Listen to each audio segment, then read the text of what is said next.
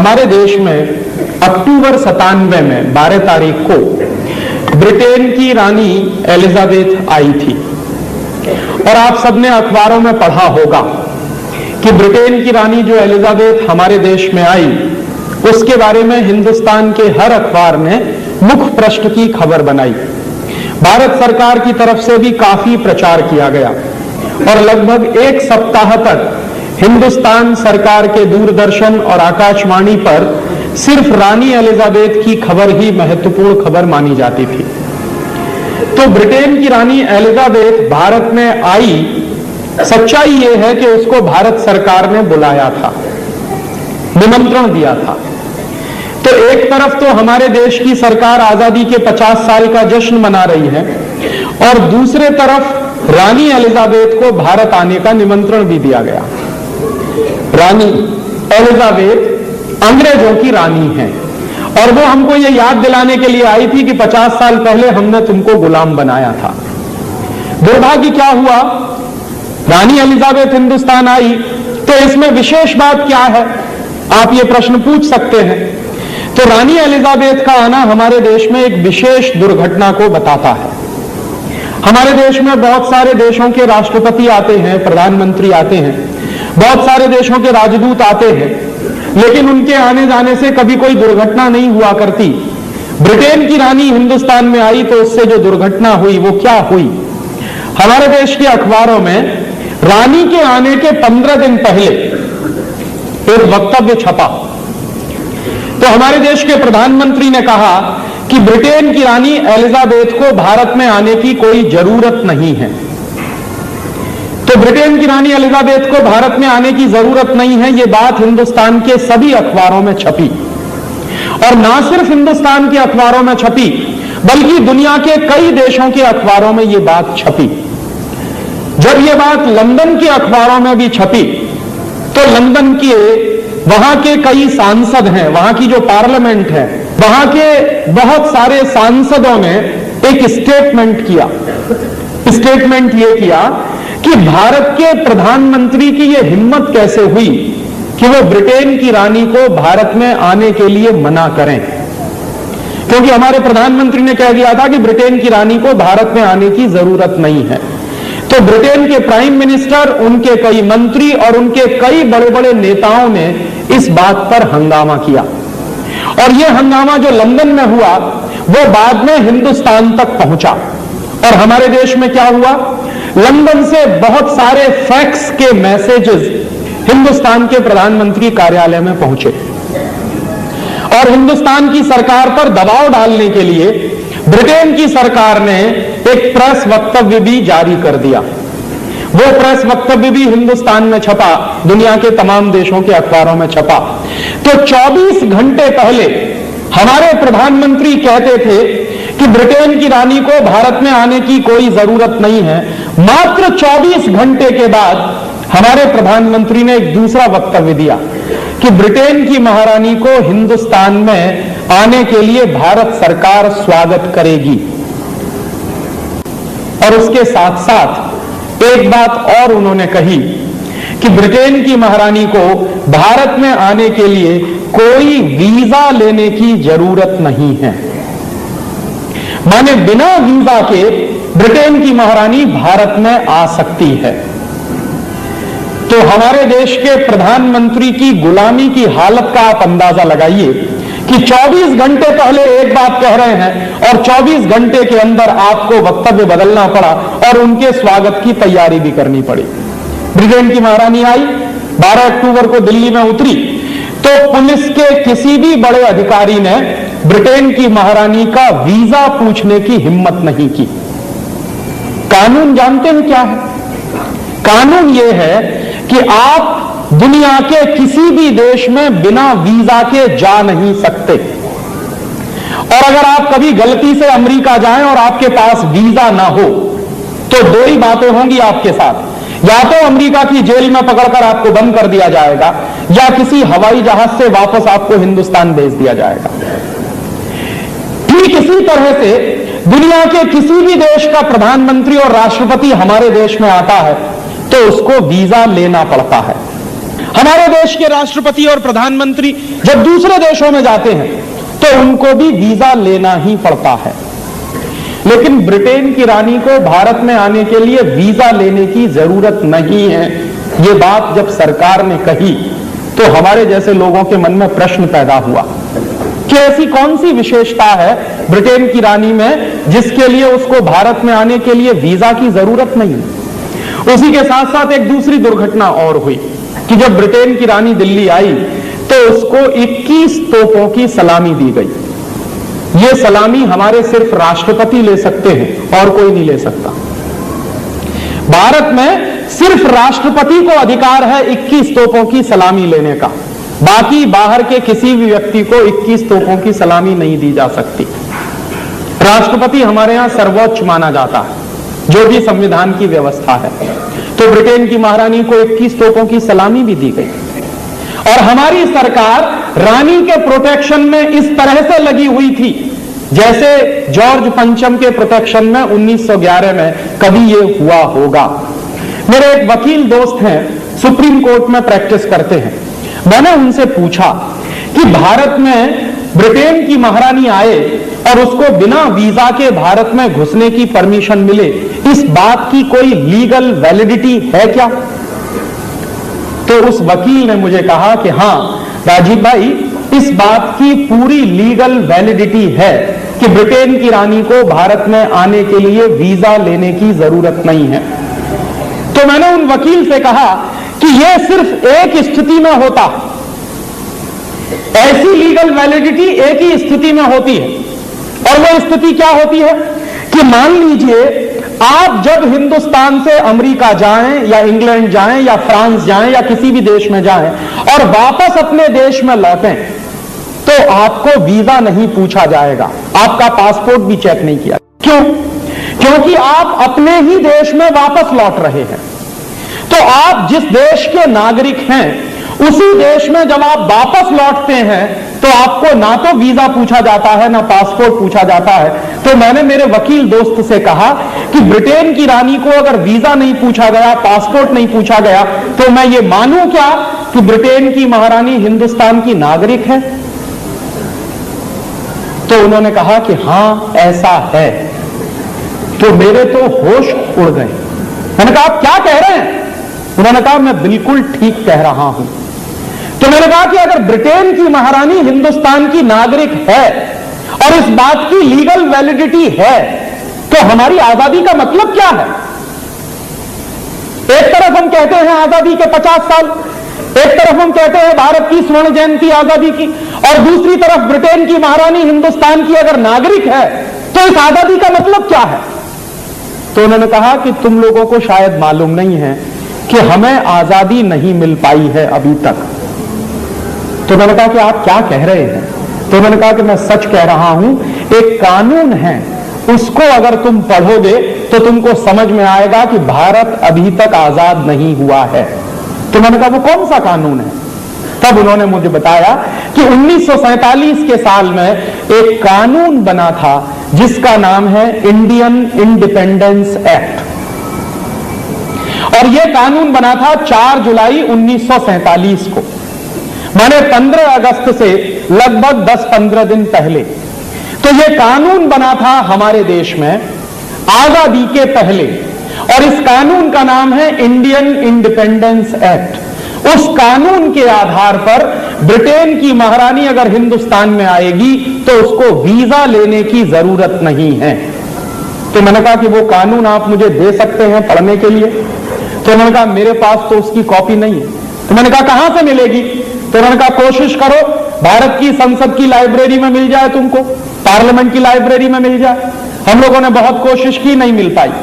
फिर दूसरी एक कोशिश की तो उसमें थोड़ी सफलता मिली। उस कानून की फोटोकॉपी लंदन से आई, लंदन के हाउस ऑफ कॉमन्स की लाइब्रेरी में पड़ी हुई है। तो वहां से वो कॉपी आई और सबसे पहले हम लोगों ने वो कानून को पढ़ने की कोशिश की। तो उसमें लिखा हुआ है, पूरे कानून की बातें 70-80 पन्नों में हैं, लेकिन कानून के प्रियम्बल में बहुत साफ साफ लिखा हुआ है। एक वाक्य लिखा है, 4 जुलाई 1947 को पारित हुए इंडियन इंडिपेंडेंस एक्ट में, और यह कानून पारित क्यों किया गया है? भारत की आजादी के लिए यह कानून पारित किया गया ब्रिटेन की पार्लियामेंट में। माने हमको आजादी मिल रही है तो हमारी आजादी का कानून विदेशी संसद में पारित हुआ है, और अगर हमारी आजादी का कानून एक विदेशी संसद ने पारित किया है तो वो विदेशी संसद अगर उस कानून को वापस ले ले तो हमारी आजादी का क्या होगा? क्योंकि जो संसद कानून पारित करती है वही संसद उस कानून को वापस भी ले सकती। तो मान लीजिए 4 जुलाई 1947 को वो कानून पारित हुआ है लंदन में, तो कल को वो लंदन की पार्लियामेंट से वापस हो जाए तो हमारी आजादी के सामने पूरा प्रश्न चिन्ह लग जाएगा। दुर्भाग्य हमारा आपका जानते हैं क्या है कि हम आजाद भी हुए हैं तो ये कानून अंग्रेजों ने तय किया है, हमने तय नहीं किया है। हमारी आजादी के बारे में हमने तय नहीं किया। वो कानून क्या है? 4 जुलाई 1947 को लंदन की पार्लियामेंट में जो कानून पारित हुआ है उसके प्रियम्बुल में एक वाक्य लिखा हुआ है। उस वाक्य का अंग्रेजी में क्या भाषांतर है? After 15 August 1947 India and Pakistan will be 2 dominion states. 15 अगस्त 1947 के बाद भारत और पाकिस्तान 2 डोमिनियन स्टेट्स बनेंगे। डोमिनियन स्टेट्स का माने क्या होता? दुनिया के किसी भी देश की डिक्शनरी में आप डोमिनियन स्टेट्स का मतलब ढूंढिए तो उसका एक ही मतलब होता है। डोमिनियन स्टेट्स का माने एक बड़े राज्य के अधीन कोई छोटा राज्य। तो हम 15 अगस्त 1947 के बाद भारत और पाकिस्तान डोमिनियन स्टेट्स बने हैं, ना कि इंडिपेंडेंट नेशन। और चूंकि हम डोमिनियन स्टेट्स बने हैं तो हैं किसके हम डोमिनियन स्टेट्स? यूनाइटेड किंगडम के या कॉमनवेल्थ के। तो 15 अगस्त 1947 के बाद हमारी हैसियत क्या बनी है? हमारी हैसियत बनी है कि हम यूनाइटेड किंगडम और यूनाइटेड किंगडम के बनाए गए कॉमनवेल्थ के डोमिनियन स्टेट्स हैं, ना कि हम इंडिपेंडेंट नेशन। और अगर हम इंडिपेंडेंट नेशन नहीं है तो बात समझ में आती है कि आज भी ब्रिटेन की महारानी हमारी महारानी है, क्योंकि हम डोमिनियन स्टेट्स हैं। और यह बात अगर 4 जुलाई 1947 के कानून से है तो मेरे मन में सबसे बड़ा प्रश्न आजकल जो उठ रहा है वो ये कि 50 साल से इस देश की राजनीतिक पार्टियां क्या कर रही हैं। यह बात तो हिंदुस्तान की संसद में आनी चाहिए थी। शायद पिछले साल आपने देखा होगा 14 अगस्त की रात को 12 बजे भारत की संसद में एक संयुक्त अधिवेशन हुआ। तो जो बात मैं आपसे कह रहा हूं वो बात भारत की संसद में आनी चाहिए कि हम 50 साल पहले अंग्रेजों द्वारा बनाए गए एक कानून के आधार पर डोमिनियन स्टेट्स बने हैं, ना कि हम इंडिपेंडेंट नेशन। तो हम इंडिपेंडेंट नेशन कब बनेंगे? कितने साल और लगेंगे उसमें? और अगर हम इंडिपेंडेंट नेशन नहीं हैं तो फिर आजादी की ये स्वर्ण जयंती क्यों मना रहे हैं? किसके गले पे तमाचा मार रहे हैं? और वो बात जब समझ में आई तो बिल्कुल स्पष्ट हो गया कि रानी अगर आएगी हिंदुस्तान में तो बिना वीजा बिना पासपोर्ट के ही आएगी, क्योंकि आप उनके डोमिनियन स्टेट्स हैं। ये कैमरा बंद करिए। कॉमन कमीशन है हमारे देश की, क्या है कि जो 15 अगस्त 1947 आया तो एक समझौता हुआ पंडित नेहरू और माउंटबेटन के बीच में। वो समझौते का नाम है ट्रांसफर ऑफ पावर एग्रीमेंट, नाम ही है उसका, ट्रांसफर ऑफ पावर एग्रीमेंट। वो एक एग्रीमेंट के नीचे 1500 छोटे छोटे समझौते हुए, शर्तें हैं वो। तो अंग्रेज कह रहे हैं कि ये मानोगे तो हम आजादी देंगे, ये मानोगे तो आजादी देंगे, ये मानोगे तो आजादी देंगे। तो ये आजादी अंग्रेजों द्वारा दी गई है, हमने ली नहीं है। क्योंकि आजादी लेने वाला जो वर्ग था वो 1947 तक खत्म हो चुका था। आजादी लेने वालों का वर्ग था भगत सिंह का, ऊधम सिंह का, चंद्रशेखर आजाद का, अशफाक उल्लाह का, तात्या टोपे का, नाना साहब पेशवा का। ये लोग थे, लोकमान्य तिलक का। ये मानते थे कि हम आजादी लेंगे, लड़ कर लेंगे, झगड़ कर लेंगे और अंग्रेजों को मार के बनाएंगे। दुर्भाग्य इस देश का यह हुआ कि 1947 तक इनमें से कोई नहीं बचा, ना भगत सिंह, ना ऊधम सिंह, ना चंद्रशेखर, ना कोई।